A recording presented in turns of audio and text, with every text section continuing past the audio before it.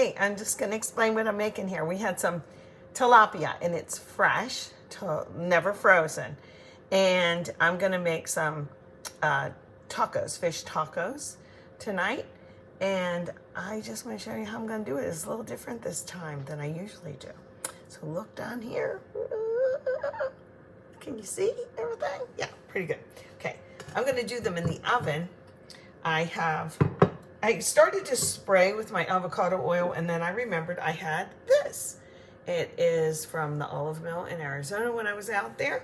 And I'm just gonna do a little drizzle, just like that. We had some leftover rice. Instead of just having it on the side or cooking something fancy with seasoning on the stove, I'm gonna put it in here. How much? I guess I should just do it all. Every time I make rice, I make a little bit extra than we're gonna have for dinner because I keep saying to myself, take the rest and make some rice pudding with it, Shirley, but I never do. So see, I'm not saving this much. Get in there. Okay. And I'm gonna season this up. I'm just gonna, it gets a little clumpy together, but I'm gonna end up mixing it, but I don't want clumps to start when I'm mixing it. Yeah, like that. So what I'm gonna put in here is different than I'm gonna treat the tilapia that I have on a paper towel drying. I'm gonna use some of this. I'm making this up as I go, you know. Okay, just a little bit more of the lemon. Oh, wait till you see the lime crema that I'm gonna use too. Now I kind of make my own little, I call it taco mix, taco seasoning mix. And some of the things that I put in are garlic powder, garlic. Oh, I had 2 garlic powders. I meant to grab a onion powder, but definitely some cumin and definitely paprika. You can use spicy paprika or whatever, but it's all kind of in here. I showed a video on it once. So I'm gonna flavor this, and then I'm gonna do the fish different. So I don't love taco seasoning. I mean, it's good in things, but like, I don't know, not too much. And then let me toss it around. Okay, get in there. I could have done it in this, but I didn't. I wanted to see how much there was. Okay, it's kind of like a Spanish rice looking thing right now, isn't it? Without the tomatoes and stuff. I'm not gonna do that. Most times I'm really not planning dinner. I'll look in the fridge or freezer and take out chicken, say, or we haven't had that little beast. I almost said roast beast. I'm still in the Christmas state of mind. The roast beast, some beef out, or some, you know, a whole chicken or whatever. This is how I'm just gonna make this. Okay, just like that. Then my dried fish, I am literally gonna lay it on top. And that side just got wet again. I'm squeezing the water out because even though it was never frozen, gummy me, I put it in the sink to come, like, so it wasn't so cold. That's all. And I guess I got some water in the package. Silly me. So let's see. I think we don't need a lot.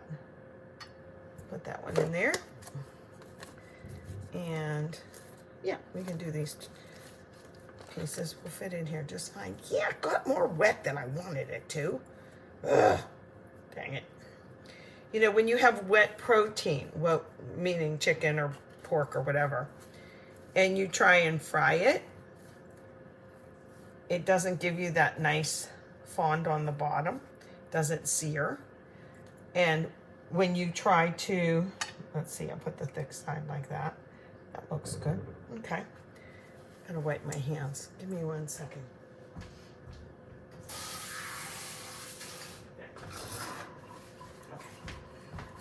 Okay. That juice went right through. Anyway, what was I saying about dry will take on the spices of any protein. So what am I going to use on this? Not that much, but I am going to use some of my essential oil lime. Now, if you know me, I only use the Young Living brand because it is GRAS, generally regarded as safe. That's an FDA term. FDA said we can ingest this. Like, you know, it won't hurt you. Don't do that with other essential oils. Please. Don't be buying it from Walmart or Walgreens and putting that lemon in your water. Don't do that. So, and that's a whole other thing you can text me on if you want. But really what I'm going to do is I'm going to make like a crema. That means I'm going to just get some sour cream and stir in some of this lime. It's super potent, but I cook with a lot of them, way more than this. I have orange and lemon here and grapefruit, I like those in my water. Peppermint, if I get a headache or whatever, that's there too. I am so off subject right now, but I love you guys. So I'm gonna salt this first and then get some crema stuff on here and then cover it, and I'm gonna bake it. And I just thought of something I probably should do. There's not a lot of moisture in the rice. So what I'll do is I'll get a little bit of water and just put it around the circumference and down here. So there's a little water. It's already cooked, but I don't want it to scorch. So I'm back with a little bit of water. And you know, I don't have a recipe for this. This is just cooking, how to cook without a book is what I say. So I'm just gonna drizzle, not on the fish. We'll have flour tortillas. I think I have some cabbage slaw in there. See, I don't want the rice to scorch on the bottom because this fish will cook so quickly. I have it on your standard 350 in the oven, which it'll be covered. I have some salt here. I'm using the pink Himalayan. I'm gonna do that first. I should do both sides, but I'm not going to. Okay, I'm not a huge over salty girl.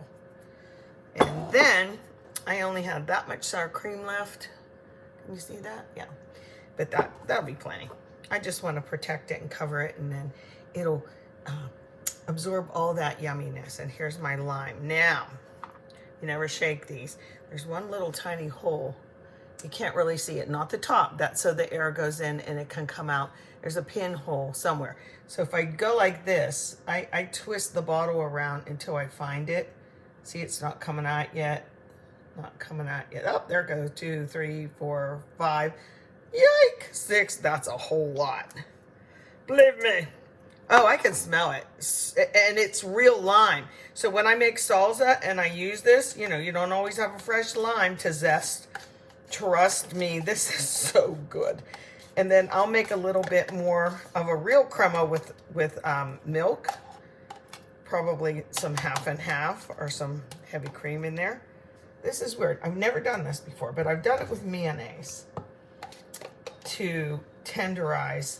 Something maybe help me out, guys. You can let me know. Is it enzymes in the mayonnaise or whatever that tenderizes the fish? Because I've done this with scrod or a different kind of fish and baked it and then put like pepper rings and onion on it and baked it like that. And the reason I did that, I knew to do that, was one time I visited my mom, who was a waitress at a really nice place in downtown Pittsburgh called Johnny Garno's. And yeah, there was a new one out on in the North Hills, but I'm talking the original one that was kind of fancy, schmancy. This lime smells so good, you'd have to know. And I went in the kitchen, because I'm always in the kitchen, even at a young age I was.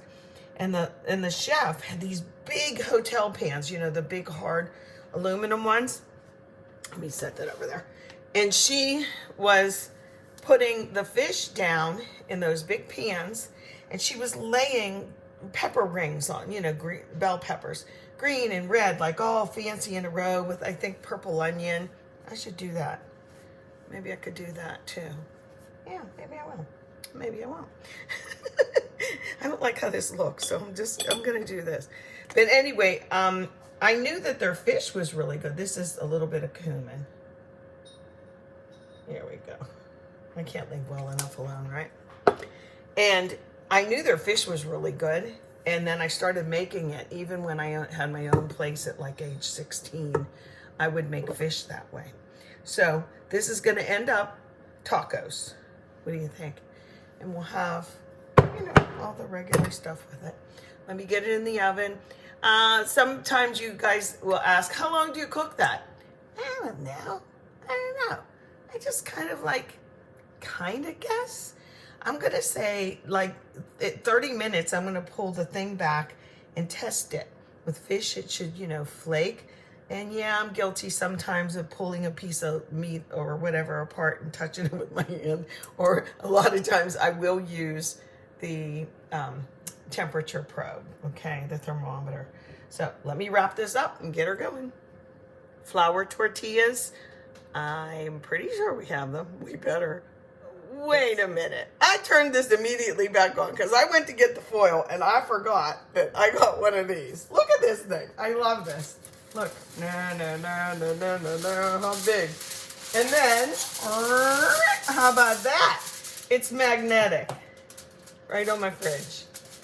I love it. It's the little things. Santa Claus brought that along with the other 30 gifts. Santa. I gotta love that Santa. He's kind of cute too. Ta-da! Look at that. All right, into the oven. I'm so sorry. Okay, this is done. But what I did in addition is I had some homemade breadcrumbs in with some panko. And I sprinkled it on top. The fish is all the way cooked. It smells really good. But I thought I want to crisp up the breadcrumbs. So I don't want to take it out, just so I had this little bit of mixture left. Look, a little bit. And it was from when I made the mock red lobster biscuits. So what I'm going to do, or maybe I could just do this for a sec. Like that. Stay there. I don't want to get butter on my oven. Oh, I'm just going to pour it. Are you kidding me? It's a mixture of it's real butter as opposed to margarine. It's so delicious, you guys. And then after you make your biscuits, what you do is you just brush them on. That's what Red Lobster does, by the way. So there's garlic, onion, salt, and butter, and a little bit of parsley, which will be fine for our flavor profile, So I'm going to get this back in the oven and maybe crisp the panko up a little bit, my breadcrumbs. Alrighty, to finish our little fish taco meal, I sliced up really as thinly as I could without using a mandolin or whatever. Some purple or red onion.